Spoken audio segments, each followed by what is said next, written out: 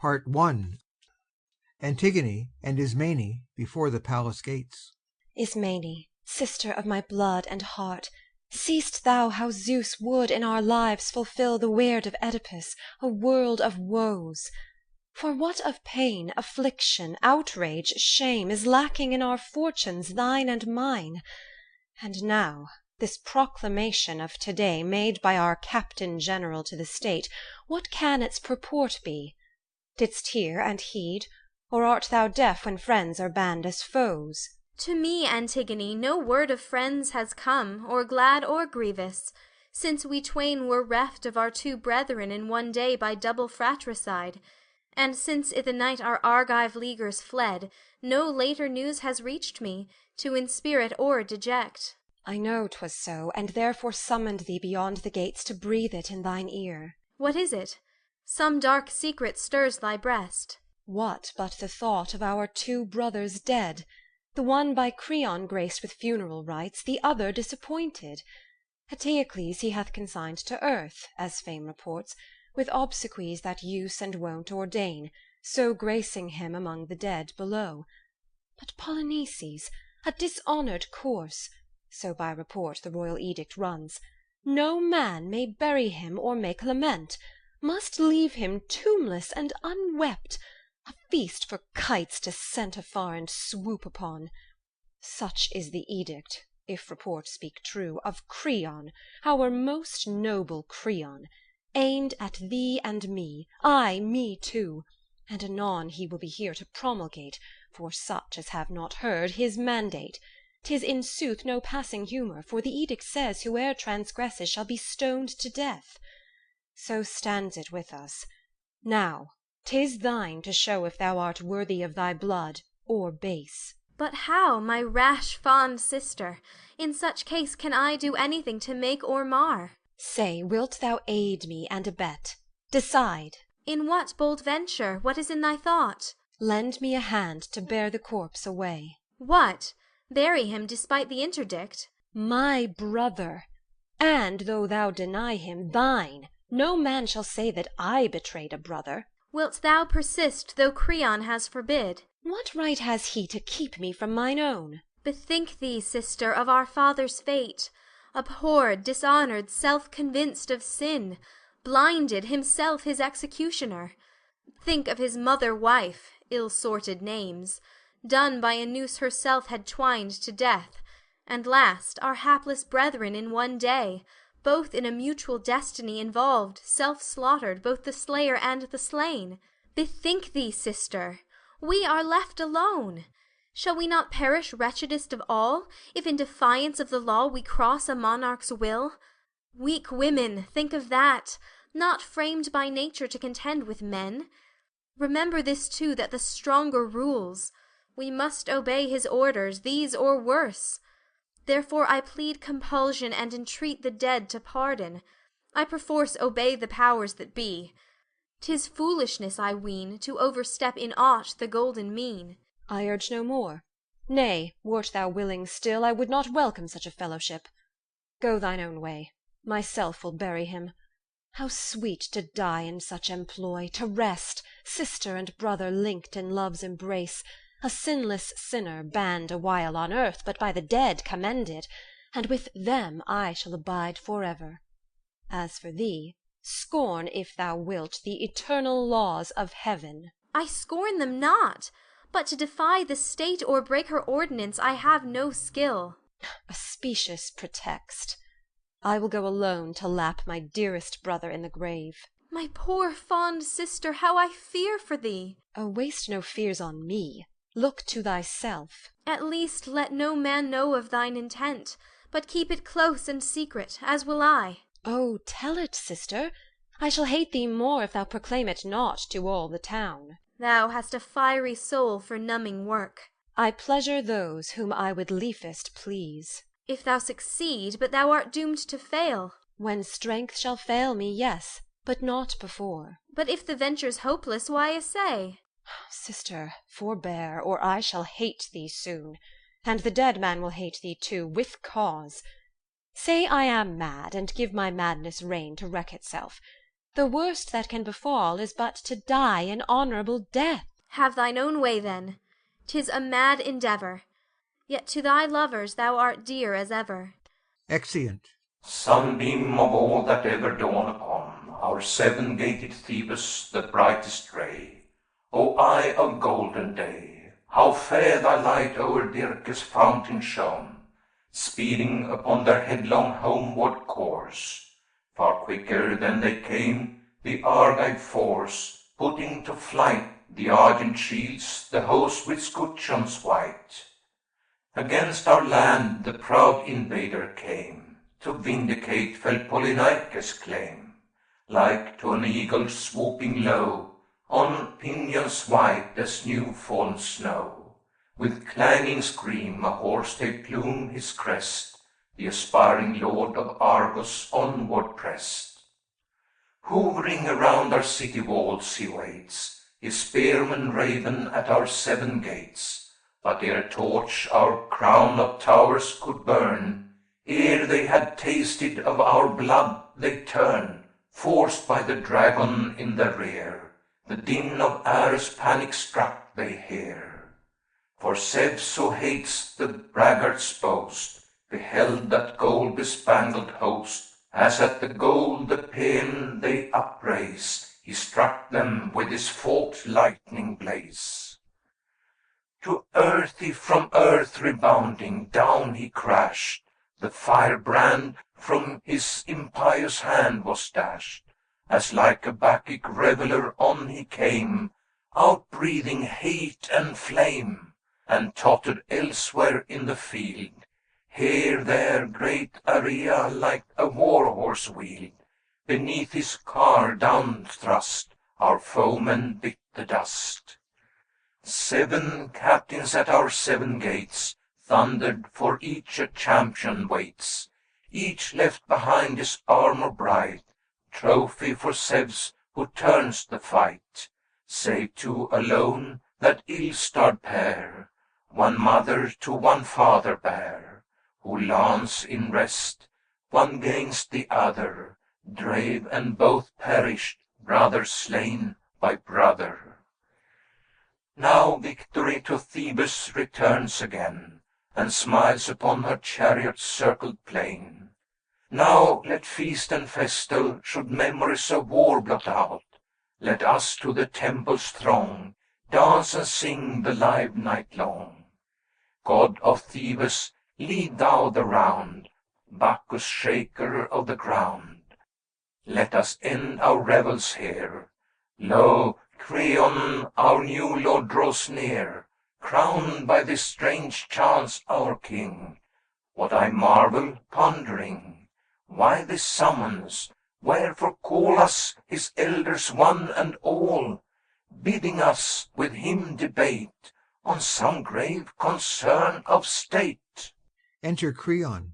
Elders, the gods have righted once again our storm-tossed ship of state, now safe in port. But you, by special summons, I convened as my most trusted counselors.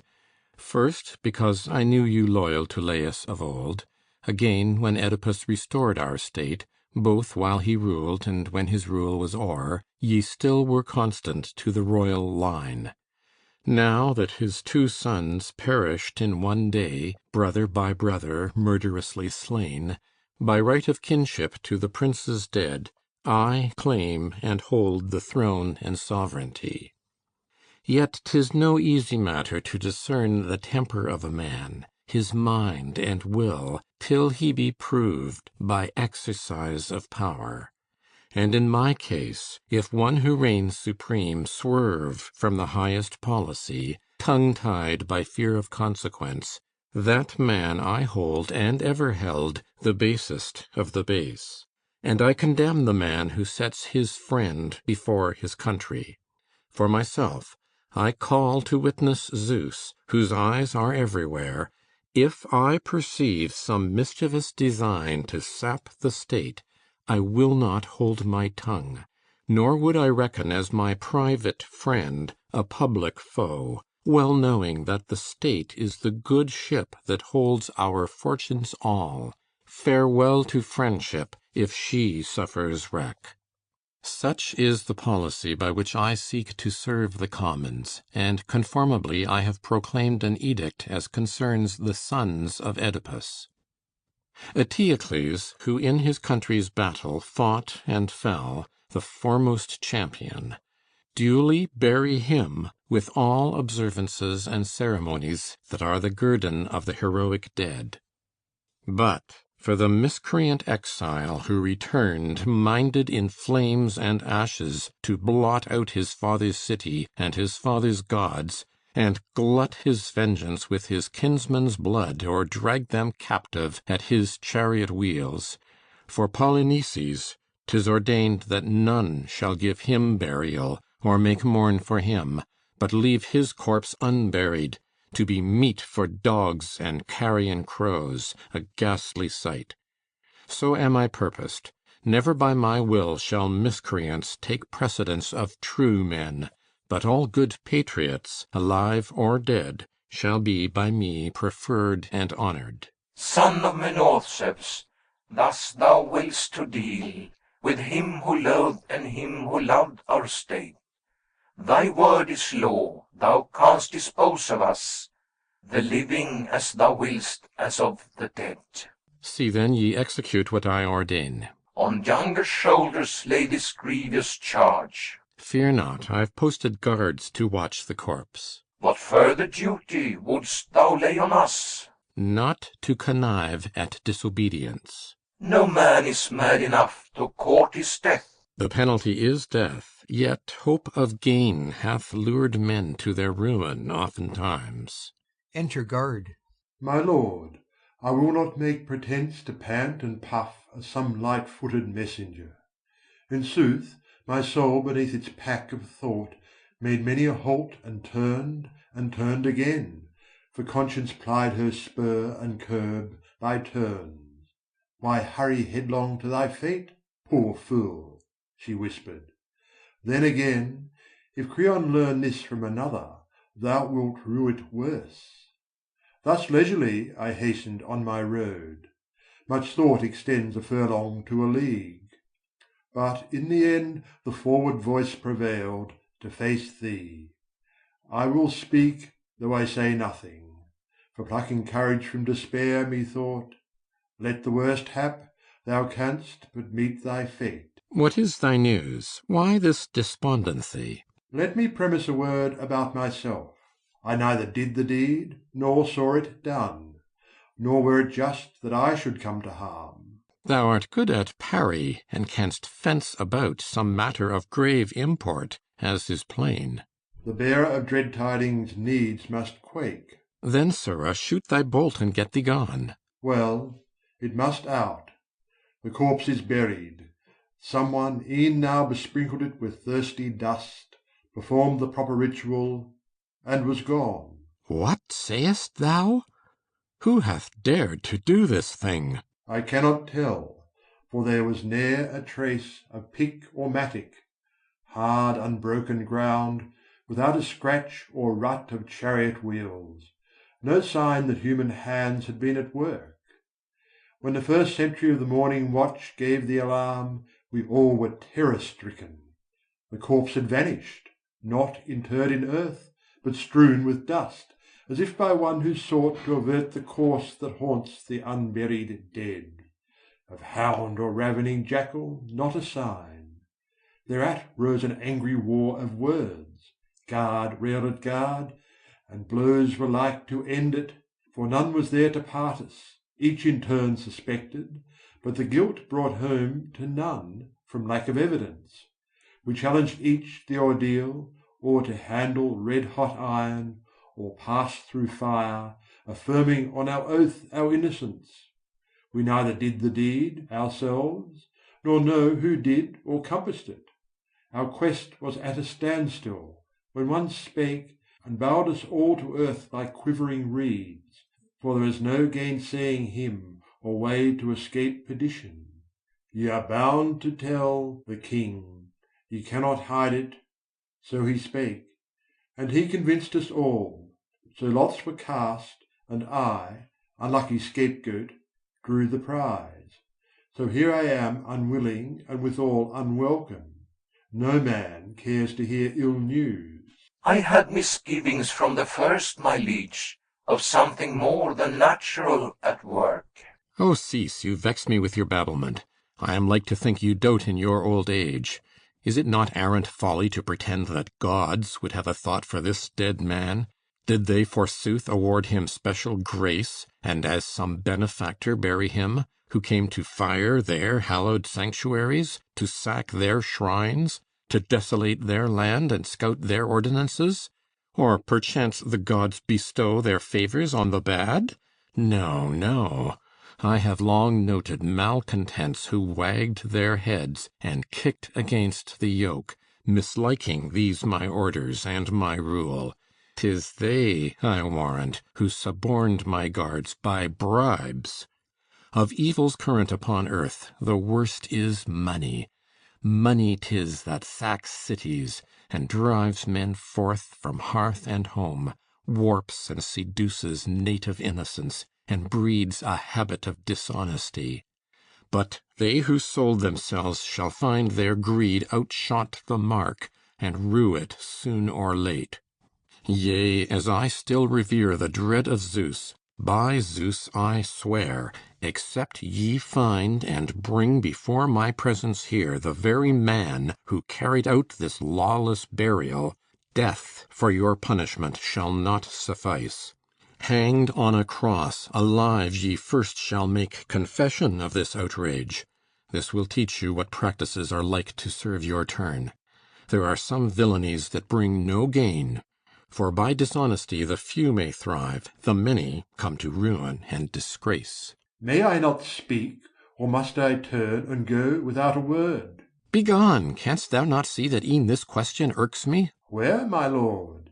Is it thy ears that suffer, or thy heart? Why seek to probe and find the seat of pain? I gall thine ears, this miscreant thy mind. What an inveterate babbler! Get thee gone! Babbler, perchance, but innocent of the crime. Twice guilty, having sold thy soul for gain. Alas, how sad when reasoners reason wrong. Go quibble with thy reason. If thou fail'st to find these malefactors, thou shalt own the wages of ill-gotten gains is death.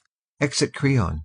I pray he may be found, but caught or not, and fortune must determine that, thou never shalt see me here returning, that is sure. For past all hope or thought I have escaped, and for my safety owe the gods much thanks. Exit Guard. Many wonders there be, but not more wondrous than man. Over the surging sea, with the whitening south wind wan, through the foam of the firth, man makes his perilous way.